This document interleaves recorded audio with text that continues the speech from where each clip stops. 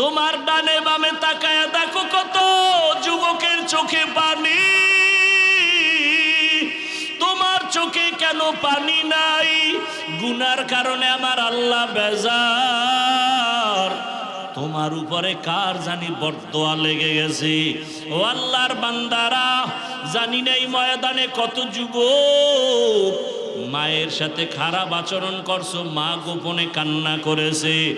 আজকে যদি বাসায় যাও, যাইয়া মায়ের থেকে গোপনে ক্ষমা চাইয়া নিও। ওরে বাবার সাথে যদি বেয়াদবি করো, গোপনে ক্ষমা চাইও। বাসায় গিয়া মাকে যদি বলো, মা আজকে ওয়াজের প্যান্ডেলে দেখলাম কত যুবকের চোখে পানি, আমার চোখে পানি নেই বুঝি গুনার কারণে আল্লাহ বেজার। তুমি মায়েরে কত গালি দিয়েছি, মাঝে মাঝে বাজে কথা বলছি, মা তুমি বড় কষ্ট পাইছো। আমি ওয়াদা করে আসছি ওয়াজের ময়দানে আর বেয়াদবি করব না। মা তুমি আমার মাথায় হাত দিয়া দোয়া করিয়া দাও। এই কথা যদি বলতে পারো বাবা, দেখবা সাথে সাথে মায়ের চোখেও পানি চলে আসবে। মা ডাক দিয়া বলবে, বাবা আয় আয়। মাথায় হাত দিয়া দোয়া করি আর বলবে, আরশে আজিমের মালিক,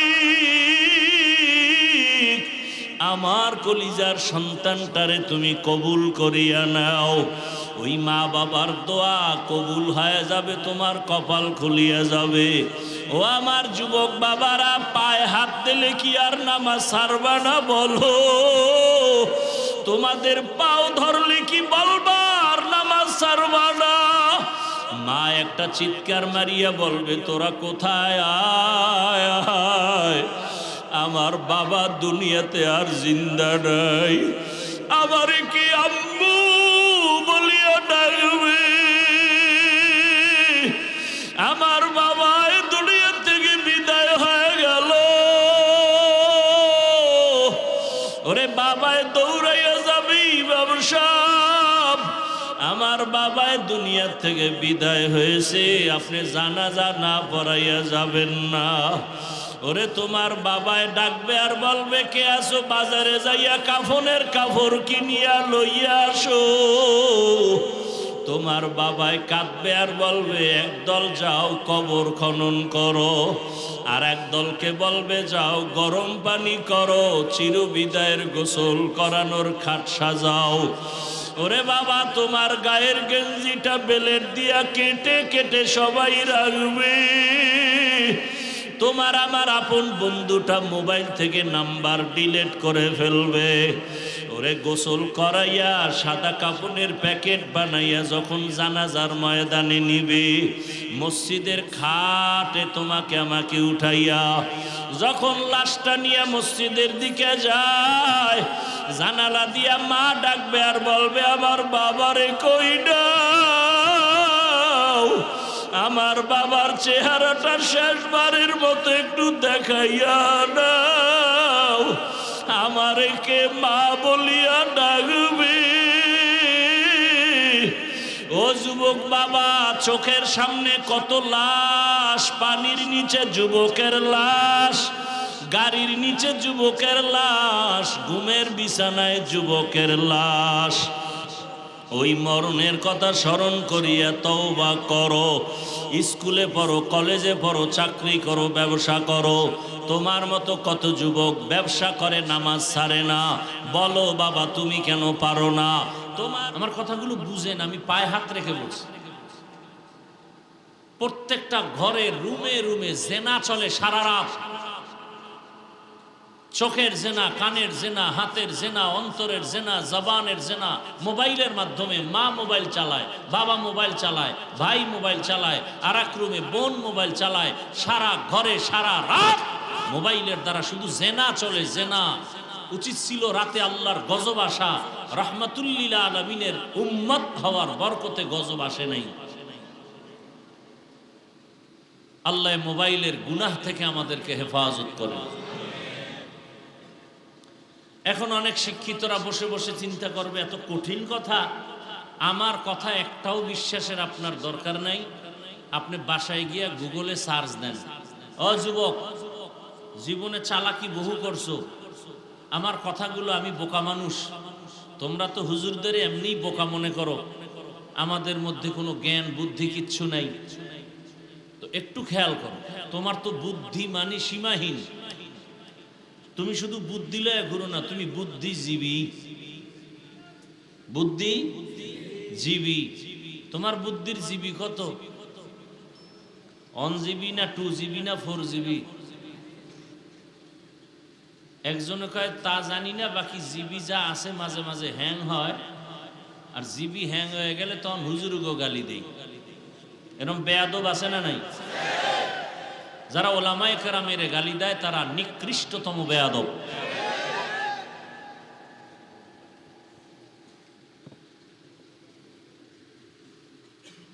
আল্লাহ হেদায়াত দান করুন।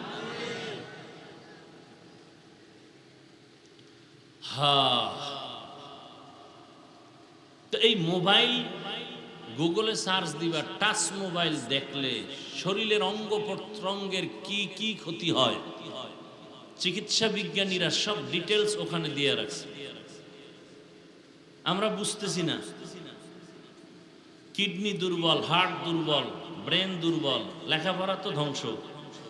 এই মোবাইলের কারণে সন্তান মায়ের সাথে বেয়াদবি, বাবার সাথে বেয়াদবি, ছাত্র শিক্ষকের সাথে বেয়াদবি, পেছনেই কাজ করে মোবাইল। স্বামী স্ত্রীর মাঝে ঝগড়ার প্রাচীর এই মোবাইল। এজন্য বেশি বেশি আমি দোয়া করি, আপনারা করবেন কিনা জানার দরকার নাই, বলে গেলাম। আল্লাহ মোবাইলের গুনাহ থেকে আমাদেরকে হেফাজত করে।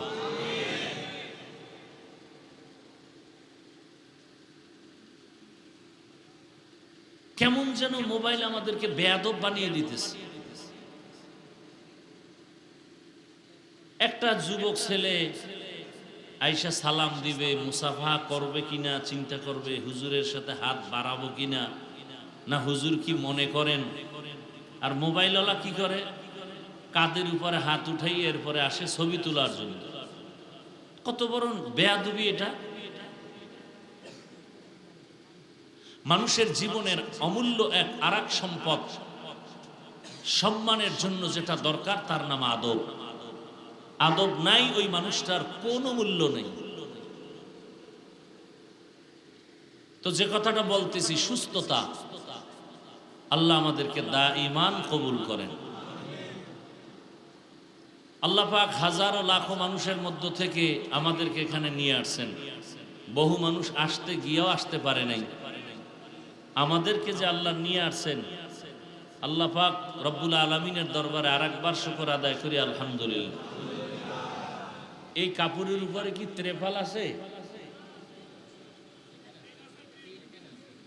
এই প্যান্ডেলে কাপড়ের উপরে কিছু আছে? এটা দেওয়ার দরকার কি ছিল?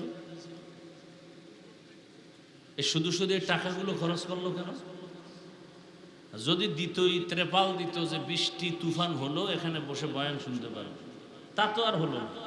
বরং মানুষগুলো যা একটু বাতাস পাইতো, তাও বন্ধ এই কাপড়ের কারণে, আরো গরম লাগতেছে। চালাক না মানুষ। কমিটির মধ্যে যদি 10 জন কয় যে না হইলে ভালো, একজনে তেরা আছে, 2-1 তেরা থাকবেই। আর এই তেরা মানুষের মধ্যে যদি নোয়া খেললে 2-1টা থাকে, আর বরিশালে তো আর লাগে না কেউ। হে কইব না না না না, কোটি টাকা যাক, এইগুলি না দিলে কি আর ওয়াজের প্যান্ডেলের মতো মনে হয়? বাজান 13 জনে ওনার সাথে আর ঝগড়া করে দরকার সে মাহফিলি না, ঠিক আছে দাও। এবার ওই যে গ্রামে একটা কথা আছে না, ওইটা আর কইলাম না। আল্লাহ হেফাজত করেন। আমগো এখন মরণ, গরমে আপনাদেরও কষ্ট, আমাদেরও কষ্ট। যাক, আপনাদেরকে আমি ততক্ষণ বয়ান শোনাবো যতক্ষণ আপনারা ধৈর্যের সাথে শুনবেন, ইনশাআল্লাহ। উঠা বসা করবেন যে এরকম অকৃতজ্ঞ এবং নিষ্কর্মা মানুষ কিছু আছে। এই যে কথা বলতেছি ভাল লাগে না, কিছুক্ষণ পর করবে না মজা লাগে না, উঠি। তো নিজেও ক্ষতিগ্রস্ত হলো, অন্যেরও ক্ষতি করলো। জানি না আপনার কপাল এমন কিনা। আসলে বিষয়টা কি জানেন, এখানে আসতে কপাল লাগে, এখানে বসতেও কি লাগে, কপাল লাগে। দেখেন না, রহমতের নবী যাকে এক নজর দেখলে জাহান্নামের আগুন হারাম, রহমতের নবী যাকে এক নজর দেখলে পেটের ক্ষুধা থাকে না, সেই রসুলকে এক নজর না 13 বছর দেখলো, বয়ান শুনলো, কালেমা পড়ে নাই। বলেন তো এত বড় তাজা বেঈমানের নাম কি? এর নাম কফা। এর নাম কি? কফা। নবীজিরে দেখলো, বয়ান শুনলো, কি পড়লো না? কালেমা। আর অন্যদিকে 27 বছরের যুবক রসুলকে জবাই করার জন্য তরবারি নিয়ে দৌড়ায়, নবীজিকে দেখা মাত্র তরবারি ফালায় কালেমা পড়ে ফেলল। কয় বছরের যুবক? নাম কি? এর নাম কি? কফাল। এর নাম কফাল। 13 বছর বয়ান শুনছে, কালেমা নাই, আর জবাই করতে গিয়ে রসুলকে কালেমাওয়ালা হয়ে গেছে। বাড়ির থেকে অনেকে মাহিনী মাদ্রাসার নাম করা ওয়াজ হবে বাৎসরিক আসছে, ঠিক, কপাল খারাপ, প্যান্ডেলে ঢুকতে পারে নাই। এরা কোথায়? ওই দোকানপাট আছে কিছু, বেলুনের দোকান, মাছের দোকান, ওখানে গেলে মহিলা যুবতী সব আছে, খাওন আছে, চোখের শীতলতা আছে, মানে ওরা ঘুরে আর তাজা তাজা কবিরা গুনাহ করে। এর নাম কি? কফা। আর একদল এখানে বসছে, কিন্তু ওই যে মোবাইল সামনে রাইখা কলবের দরজা বন্ধ করে দিছে। এর বয়ান সব মোবাইলে ঢুকে, কলবে ঢুকে না। কফাল। যুবকরা মানো আর না মানো, কথাগুলো লেখা রাখিস। মানার তো দায়িত্ব, যে বলতেছি না, আবু জাহাল রসুলের কাছে কালেমা পড়ে না, তো তুমি কে আর আমি কে? কত যুবকের ব্যবহার দেখলে মনে হয় রুমাল দিয়া জুতা মুছে দেই, আর কিছু যুবকের ব্যবহার দেখলে, চেহারা দেখলে দিল থেকে বরদোয়া চলে আসে। হাত উঠাইয়া বলা লাগে না, ওরে শেষ করো, তোমার আচরণে দিলে কষ্ট আসছে, এটাই তোমার জন্য কাল হয়ে যায়।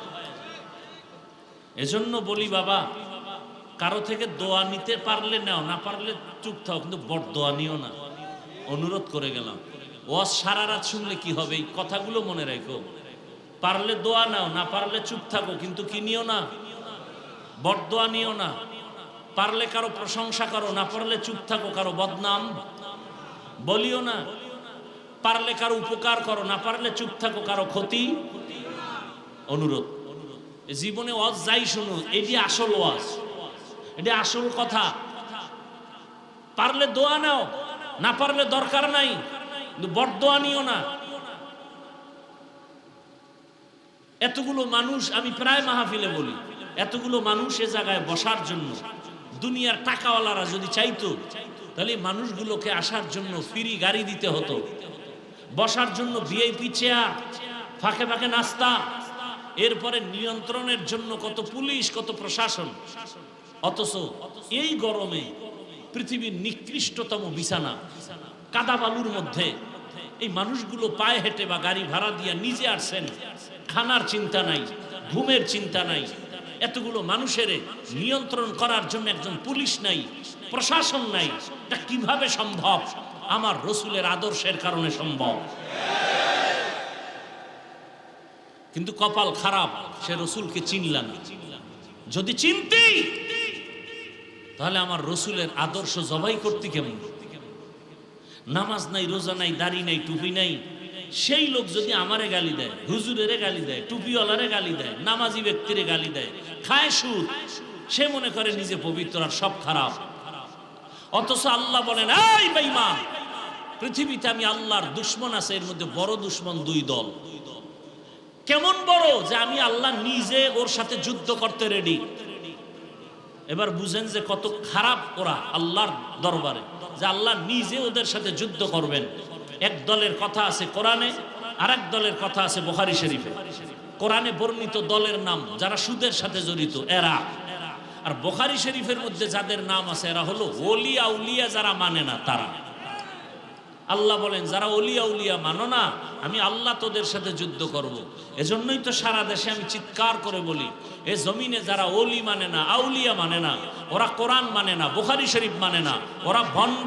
ওদের যারা ভণ্ড বলে না, তারাও ভণ্ড। আমার কথার কাউন্টার দেওয়ার কলিজা থাকলে আসো। আল্লাহর কসম, যারা অলিয়া উলিয়া মানে না, এরা কোরআন মানে না, হাদিস মানে না, বুখারী শরীফ মানে না, এরা ভণ্ড, বাতিল। এদের যারা বাতিল ভণ্ড বলবে না, স্বীকার করবে না, তারাও বাতিল। আল্লাহ আমাকে হেদায়েত দান করুন, আল্লাহ আপনাদেরকে হেদায়েত দান করুন।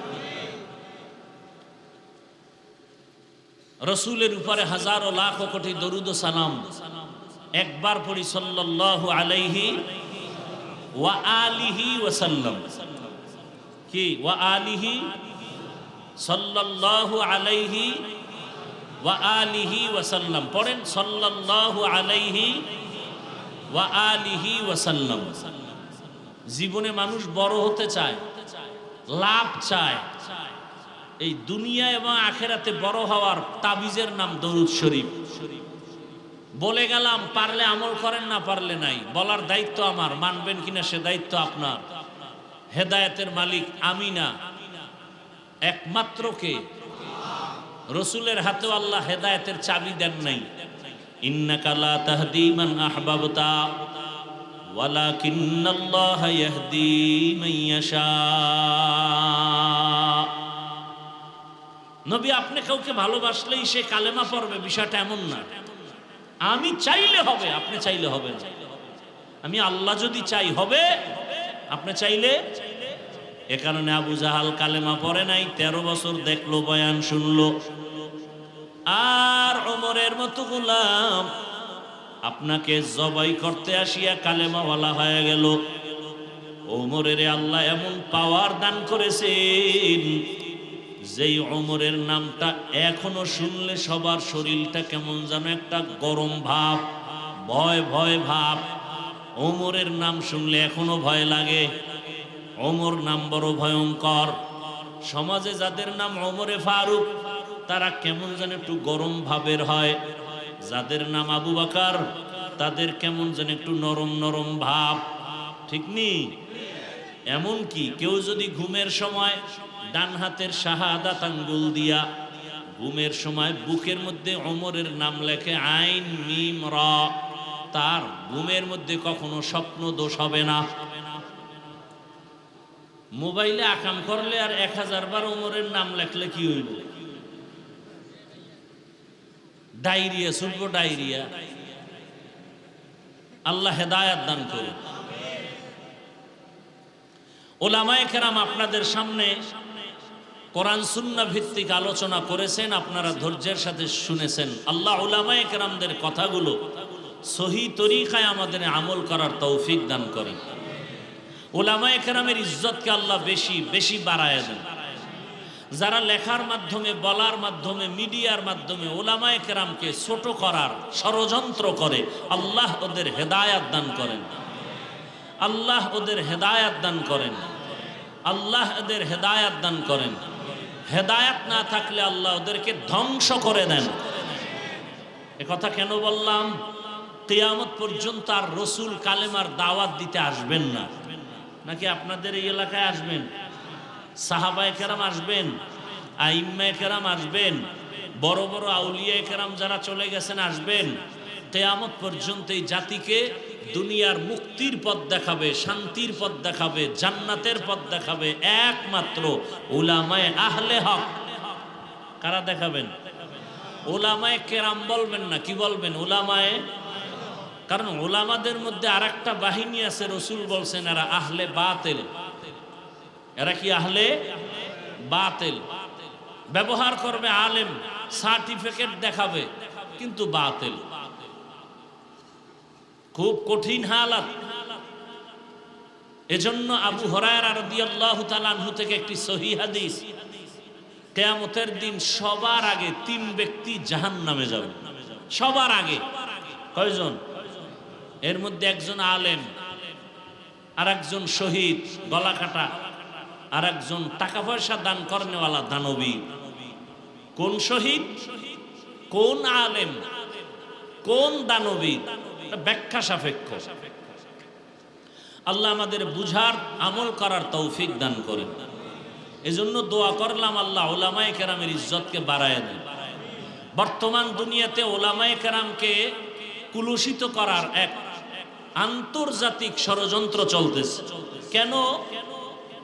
আমি হাফিজুর রহমানকে যদি আপনার অন্তরে ঘৃণা লাগে, তখন আপনি আর আমার বয়ান শুনবেন না, আমার পেছনে আপনি নামাজ আদায় করবেন না। এইভাবে যদি আলেমদের প্রতি ঘৃণা এসে যায়, তাহলে ইসলাম বন্ধ করো, বয়ান বন্ধ করো বলতে হবে না। মানুষ ঘৃণার কারণে আসবে না, বয়ানও চলবে না। এজন্য আলেমদের প্রতি ঘৃণা জমানোর জন্য একটা চক্রান্ত চলতেছে। এই দোষ, সেই দোষ। এই যে দেখেন না, ওয়াজের প্যান্ডেলে অনেক নেতারা বক্তব্য দেয়, এই বলে কি হুজুরের ওয়াজ শুনলে হবে না, আমল করতে হবে। তখন আপনারা যদি আবার দাঁড়ায় বলতেন, স্যার আপনি যে হুজুরের বয়ান আমল করতে বললেন, আপনার দাড়ি কই? আপনি আজকে ফজর পড়ছেননি? চরম শিক্ষা পাওয়া যেত যে না, আগে আমার আমল করা লাগবে। যাক, আপনারা বলেন না, ভালো কথা। হেদায়েতের মালিক বলতেছি তো আল্লাহ, কাউকে হেদায়েত না দিলে আর কি করা। মসজিদের মধ্যে দাঁড়ায় ভোট চাইতে পারবো, ইমাম সাহেব রাজনীতি করলেই চাকরি নরবর। হ্যাঁ, মসজিদে কোনো রাজনীতি চলবে না। তা মসজিদে ভোট চায় কেন? নাকি আপনাদের এদিকে নাই? ওয়াজের স্টেজে বয়ান চলবে, কবর হাসর মিজান পুলসিরাতের রাজনীতি চলবে না। রাজনীতির নেতাদের নাম থাকে কেন? বক্তব্য হয় কেন? আর ওলামায়ে কেরাম যদি রাজনীতি করে, পৃথিবীর শ্রেষ্ঠ পবিত্র রাজনীতি তারা করবেন, বাকিরা করে নোংরা নাপাক রাজনীতি। লালমাই বলে আসছি, ভালো করে শিখে রাখো, কথাগুলো রেখে রাখো। আর যুবকদের কাছে আমার একটা দাবি, ভালোবাসার দাবি। একটা পেস্টুন বানাইতে কয় টাকা লাগে? 3 ফিট বাই 2 ফিটের একটা পেস্টুন বানাইতে কয় টাকা লাগে? 200-250। আমার অনুরোধ, আজকে কয়েকটা কথা বলে যাব, এগুলো এই পেস্টুন বানায় বানায় বাজারের মোড়ে মোড়ে লাগাও। 1 নাম্বার, পৃথিবীতে রাজনীতি মানি ইসলামের রাজনীতি। ইসলাম ছাড়া রাজনীতি মানি দুর্নীতি। আসতে বলো কেন? আমি যদি মিথ্যা বলি, অযৌক্তিক বলি, দ্বারা সূর্যের সাথে আলো যেমন এভাবে লাগানো, সূর্য থেকে আলাদা যেমন আলো করা যায় না, ইসলামের সাথে রাজনীতি এভাবে লাগানো। সূর্য থেকে আলো ভিন্ন হয়ে গেলে যেমন সূর্য থাকে না, রাজনীতির থেকে ইসলাম আলাদা হয়ে গেলে রাজনীতি থাকে না, দুর্নীতি হয়ে যায়। ফুলের সাথে ঘ্রাণটা যেমন লাগানো, ফুলের সাথে ইসলাম রাজনীতি একসাথে লাগানো। ফুলের ঘ্রাণ না থাকলে যেমন ফুল মূল্যহীন, রাজনীতির মাঝে কোরআন হাদিস না থাকলে রাজনীতি মূল্যহীন। আল্লাহর কসম করে বলছি, কিয়ামতের আগ মুহূর্ত পর্যন্ত ইসলামের রাজনীতি ছাড়া এই জমিনে কোনোদিন কেউ শান্তি দিতে পারবে না। পাক ছাড়া কি দুনিয়ায় চলা যায়নি।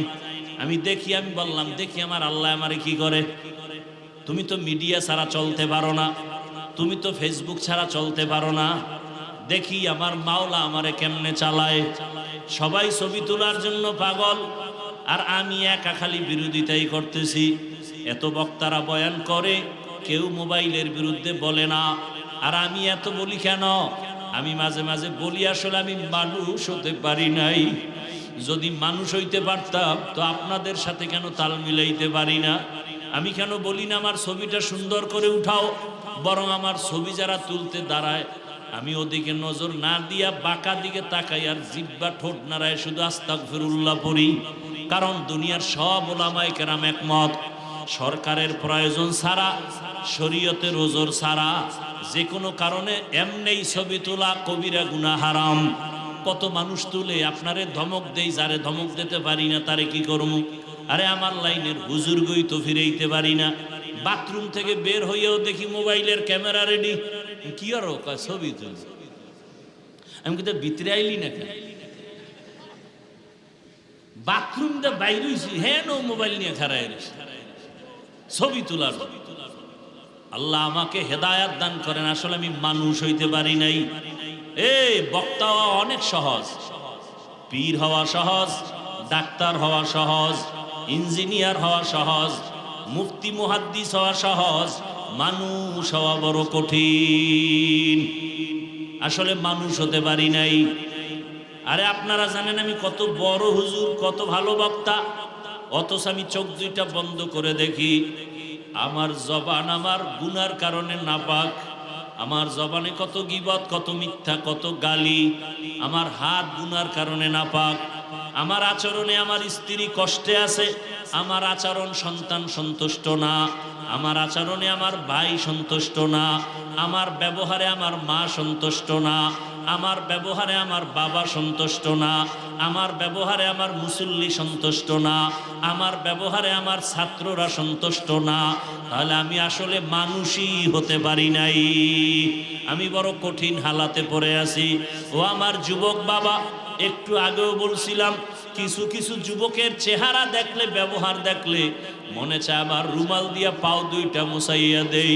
সালাম দিয়া কথা বলে, নজরটা উঁচু করে না, নত হয়ে কথা বলে, এতটা নরম মনে হয় ও আমার থেকে অনেক দামি হয়ে গেছে।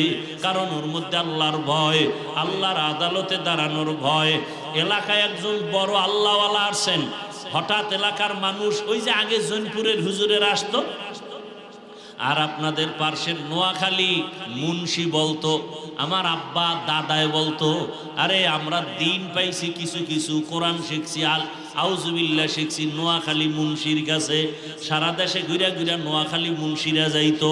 এই যে লাকসাম, লাঙ্গলকোট, পুরা এই অঞ্চলটা নোয়াখালী কেমন যেন দেশের বাঘা বাঘা ওলামায়ে কেরামের খনি। এরে আল্লাহর বান্দারা, আমরা তাদের মহাব্বত, এরে নবীর উম্মতের দল, এদের মাধ্যমে দিন শিখলাম। এই কয়েকদিন আগে দেখো নাই, বিদেশ থেকে টাকার বস্তা নিয়ে আসছে, গাড়ির মধ্যে সন্তান, গাড়ির মধ্যে স্ত্রী, বাড়ি পর্যন্ত মাওলায় নেয় নাই। পানির মধ্যে পড়িয়া গাড়িও শেষ, স্ত্রীও মারা গেল, নিজের হাতে সন্তান মারা গেল। ওই বেচারা চোখের পানি ছেড়ে কাঁদতে তোমরা সবাই মিডিয়ায় দেখছো যে আমি জীবনটা কাটাইলাম। কত মানুষ বিয়া করিয়া বউ নিয়া সংসার কাটায়, খাইয়া না খাইয়া বাড়ি থাকে, আর আমি টাকার জন্য বিদেশ গেলাম। কত বুক ভরা আনন্দ নিয়া টাকা স্বর্ণ অলঙ্কার নিয়ে আসছি বাড়িতে, কিছুদিন সন্তান নিয়ে আনন্দ করব, আবার কপাল বুঝি খারাপ, আজকে আবার স্ত্রীও হারাইলাম, সন্তানও হারাইলাম। ও আবার যুবক বাবারা, আজকে তুমি এখানে বসে আছো, আগামীকালকে তুমি অসুস্থ হয়ে রোগী হয়ে যাইবা। আমার মাওলার কাছে কি জবাব দিবারে বাবা? কালকে তুমি কবরের লাশ হয়ে যাইতে পারো, বলা যায় না। ওরে বাবা, কালকে এখন গিয়া তুমি ঘুমাও না, সকালবেলা যদি বিছানায় গিয়া ঘুমাও, আল্লাহ না করুন যদি ঘুমের মধ্যে কত যুবকের মরণ হয়। মা যদি তোমারে ঘুম থেকে ডাক দিয়া দেখে তুমি আর ঘুম থেকে সজাগ হও না, মা একটা চিৎকার মারিয়া বলবে, তোরা কোথায়?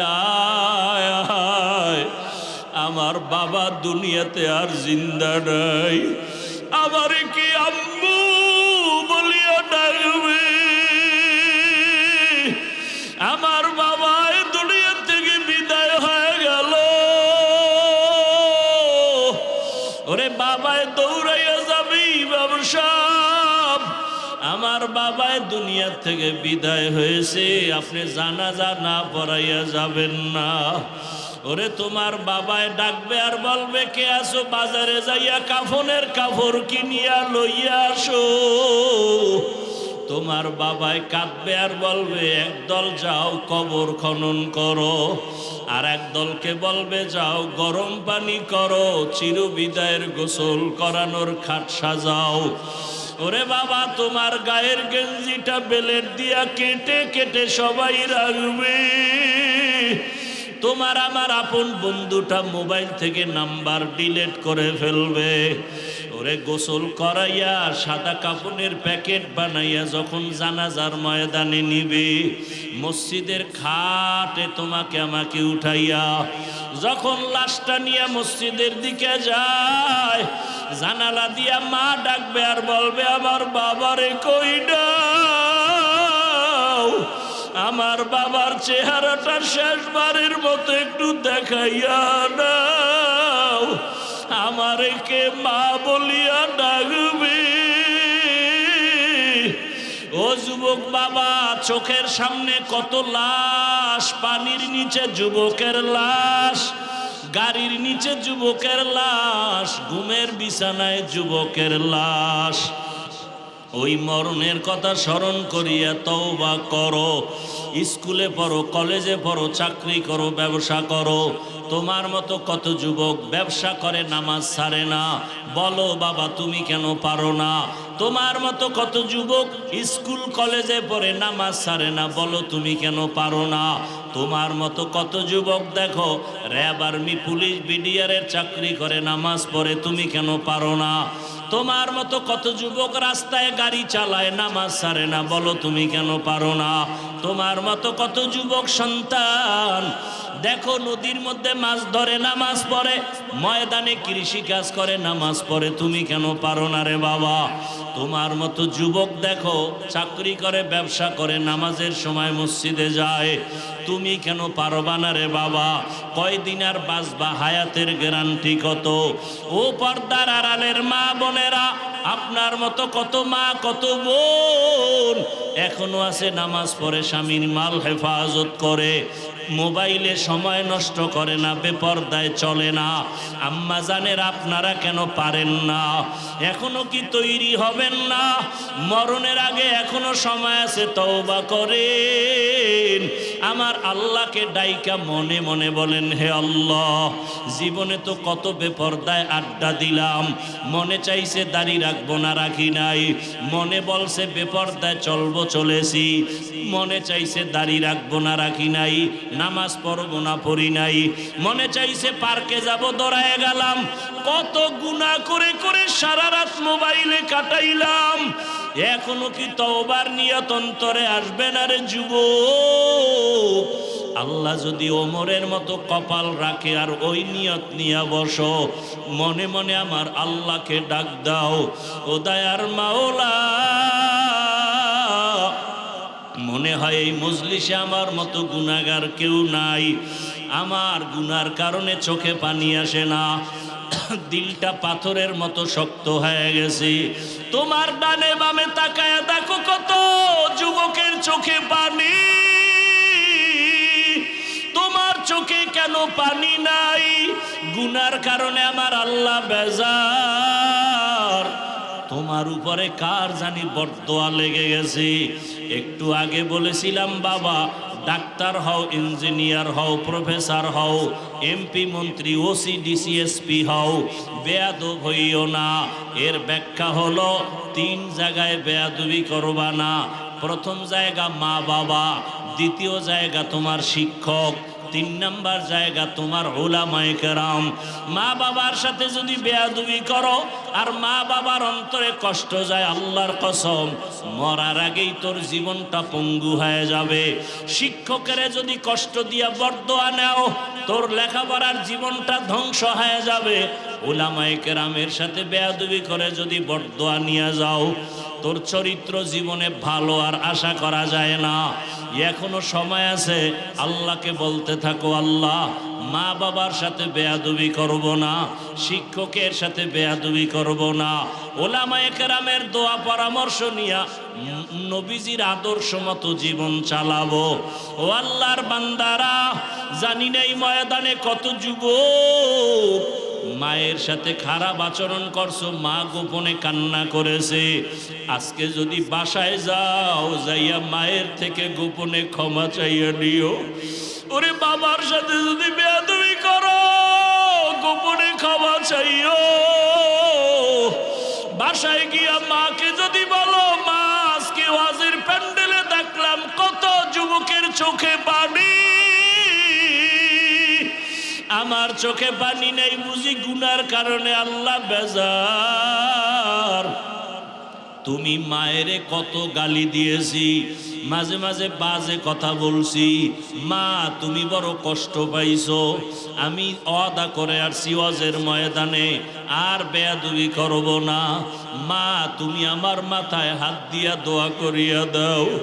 এই কথা যদি বলতে পারো বাবা, দেখবা সাথে সাথে মায়ের চোখেও পানি চলে আসবে। মা ডাক দিয়া বলবে বাবা আয় আয়, মাথায় হাত দিয়া দোয়া করি আর বলবে আরশে আজিমের মালিক, আমার কলিজার সন্তানটারে তুমি কবুল করিয়া নাও। ওই মা বাবার দোয়া কবুল হয়ে যাবে, তোমার কপাল খুলিয়া যাবে। ও আমার যুবক বাবারা, পায়ে হাত দিলে কি আর নামাজ ছাড়বা না বলো?